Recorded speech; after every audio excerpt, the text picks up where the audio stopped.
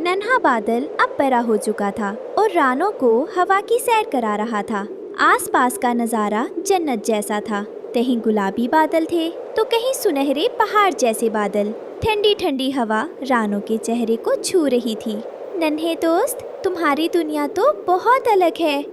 नीचे हम जमीन पर दाने के लिए लड़ते हैं और यहाँ ऊपर इतनी शांति है। तुम अपने परिवार से कैसे बिछड़ गए थे?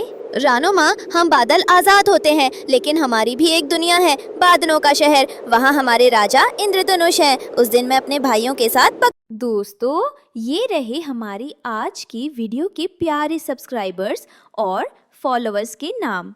अनीश खान, समरीन बुशरा, नोमान खान, एरहम खान, सिद्रा खान। जो नहीं चुने गए, चिंता मत करो, अगली बार तुम भी बन सकते हो जंगल के सुपरस्टार। दोस्तों, अगर आप भी चाहते हैं मैं आपका नाम अपनी कहानी में लूं, तो देर किस बात की। क्रम पंचाई खेल रहा था। मैं एक तेज हवा के झोंके के साथ बहुत दूर निकल गया और उस गर्म पहाड़ पर गिर गया। अगर तुम ना होती तो मैं भाप बनकर हमेशा के लिए खत्म हो जाता। बादल भैया, क्या तुम्हारे देश में बारिश की चॉकलेट मिलती है? नहीं गुड़िया, पर हमारे पास चांदनी की बर्फ और सूरज की किरण का जूस होता है। देखो सामने। बादल ने इशारा किया। सामने एक विशाल सफेद किला जैसा बादलों का समूह बन रहा था।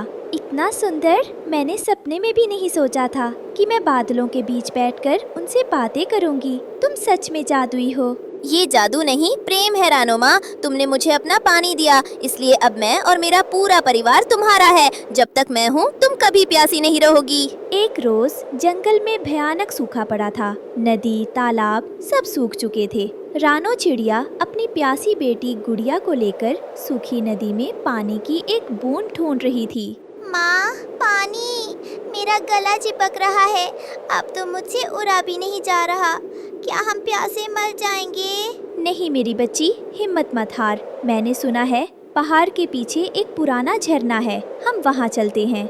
रानो और गुड़िया उड़ते उड़ते पहाड़ पर पहुँची। वहाँ पानी तो नहीं था, लेकिन एक चट्टान के पीछे एक नन्हा सफेद बादल का टुकड़ा फंसा हुआ था। वो गर्मी से भाप बनकर खत्म हो रहा था। पानी, मुझे पानी चाहिए। मैं सूरज की गर्मी से मर रहा हूँ, कोई मुझे बचाओ। अरे, ये तो बादल का बच्चा है। ये तो बिल्कुल मेरी गुड़िया की तरह तड़प रहा है। रानो के पास एक छोटे से कैक्टस में सिर्फ एक बूंद पानी बचा था, जो उसने गुड़िया के लिए रखा था। रानो ने एक पल गुड़िया को देखा और फिर उस मरते हुए बादल को। माँ, वो पानी मुझे दे दो ना। गुड़िया, तू अभी थोड़ा और सह सकती है, पर ये बादल अभी मर जाएगा। किसी की जान बचाना अपनी प्यास से बड़ा धर्म है। रानो ने वो आखिरी बूंद बादल के मुंह में डाल दी। जैसे ही पानी की बूंद बादल के अंदर गई, चमत्कार हुआ। वो छोटा सा बादल तेजी से बड़ा होने लगा। उसका रंग सफेद से चमकदार रुपहला हो गया। उसने रानो और गुड़िया को अपनी गोद में उठा लिया। शुक्रिया रानो माँ, आपने अपनी बेटी का हिस्सा मुझे दिया। अब मैं ही आपका घर हूँ और मैं ही आपका पानी हूँ। बादल अब एक रुई जैसे मुलायम घर में बदल गया था। अंदर ठंडक थी, अंदर पानी का मटका और खाना सब कुछ था। माँ, देखो, यहाँ तो पानी ही पानी है और ये फर्श कितना नरम है, जैसे मैं गद्दे पर बैठी हूँ। नेकी कभी बेकार नहीं जाती बेटा। नीचे जंगल में एक सूखे पेड़ की डाल कालू कौवा और गोरी गर्मी से बेहाल थे। तभी उनकी नजर ऊपर आसमान में तैरते हुए उस सुंदर घर पर पड़ी, जहाँ से रानो झांक रही थी। कालू जी, ऊपर देखो। रानो हवा में उड़ते हुए घर में मजे कर रही है। वो घर तो बुढ़िया के बाल जैसा लग रहा है, जरूर खाने वाला होगा। तू सही कह रही है गोरी।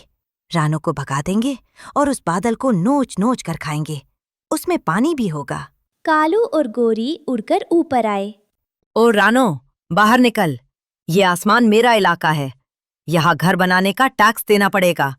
ये बादल वाला घर मुझे दे दे, वरना मैं इसे फाड़ दूंगा। कालू भाई, ये घर नहीं, ये मेरा दोस्त है। इसे चोट मत पहुंचाना। तुम्हें प्यास लगी है तो पानी पी लो, पर लालच मत करो। कालू को रानो की बात पसंद नहीं आई। वो गोरी को लेकर थोड़ा पीछे गया। सीधे तरीके से नहीं मानेगी। गोरी, तुम रानो का ध्यान भटकाना।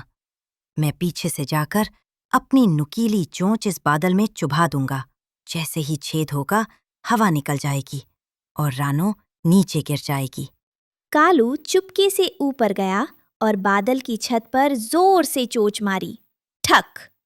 कालू को लगा बादल फट जाएगा, लेकिन बादल जादुई था। उसे दर्द हुआ और गुस्सा आ गया।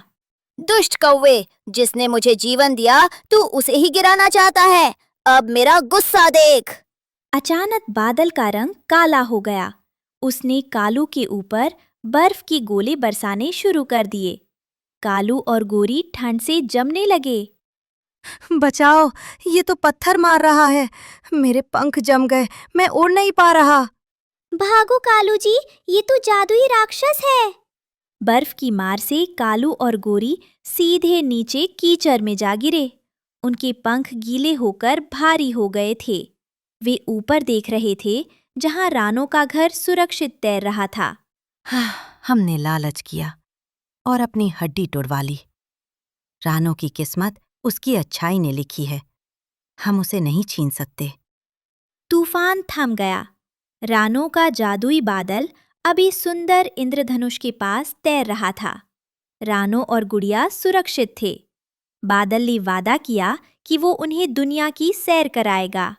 शुक्रिया मेरे दोस्त, आज तुमने साबित कर दिया कि एक छोटी सी दया सबसे बड़ी ताकत होती है। सूरज ढल रहा था और पूरा आसमान नारंगी रोशनी से नहाया हुआ था। नन्हा बादल रानो और गुड़िया को लेकर वापस उनके जंगल के ऊपर पहुंचा। नीचे अभी भी सूखा था और सारे पक्षी बेहाल थे। नन्हे दोस्त, हमने दुनिया की सैर की, हमें बहुत अच्छा लगा, लेकिन नीचे देखो, मेरी बाकी भाई बहन अभी भी पानी की एक एक बूंद के लिए तरस रहे हैं। हम उनकी मदद नहीं कर सकते? नन्हा बादल रानो की ममता देखकर पिघल गया। रानो माँ, आपकी दया की कोई सीमा नहीं है। आपने खुद प्यासा रहकर मुझे बचाया था। आज मैं आपकी खुशी के लिए इस पूरे जंगल को जीवन दूंगा। तभी नन्हे बादल ने एक जोरदार सीटी बजाई। देखते ही देखते आसमान में उसके सैकड़ों बादल भाई बहन इकट्ठा हो गए। पूरा जंगल काले बादलों से ढक गया और फुर्स हुई झमाझम बारिश। सूखी नदी फिर से कलकल बहने लगी। मुरझाए हुए पेड़ हरे हो गए और सारे पक्षी खुशी से चहकने लगे। रानो और गुड़िया अपने बादल वाले घर से नीचे उतरी। देख से ही उनके पैर जमीन पर पड़े।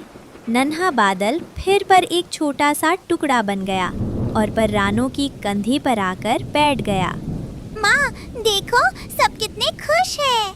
आज हमारी वजह से पूरे जंगल की प्यास बुझ गई। हाँ बेटा, जब हम दूसरों का भला सोचते हैं तो ईश्वर हमारे हाथ इतने बड़े कर देता है कि हम पूरी दुनिया के खुद हट सकें। झाड़ियों में छिपा भीगा हुआ कालू कौवा अब रानो को नफरत से नहीं बल्कि सम्मान से देख रहा था।